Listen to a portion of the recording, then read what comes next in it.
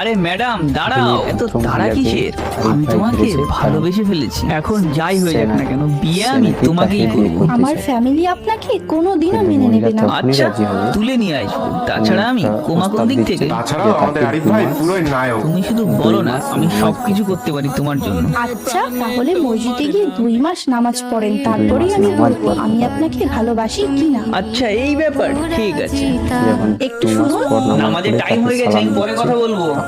আসসালামু আলাইকুম। ওয়ালাইকুম আসসালাম। মাশাআল্লাহ, আপনি তো নিজেকে পুরোটাই বদলে ফেলেছেন। আর আপনার বন্ধুগুলো? যেদিন থেকে আপনি আমাকে মসজিদের রাস্তা দেখিয়েছেন, সেই দিন থেকেই নামাজ আমার মনে আল্লাহর প্রতি এতটা ভালোবাসা লাগিয়ে তুলেছে যে এখন আর খারাপ মানুষের সাথে বসতে ইচ্ছা করে না। আমি আপনাকে আমার মনের কথা জানিয়েছিলাম, এখন যদি আপনি আমাকে মানা করে দেন তাও আমার কোনো আফসোস নেই, কারণ এখন আমার হৃদয়ে আল্লাহর জন্য অনেক ভালোবাসা সৃষ্টি হয়ে গেছে। আমি এমনই একজন নেককার স্বামী চেয়েছিলাম। আজই আমি আব্বুকে তোমার কথা জানাবো। খুদা হাফেজ। আল্লাহ হাফিজ।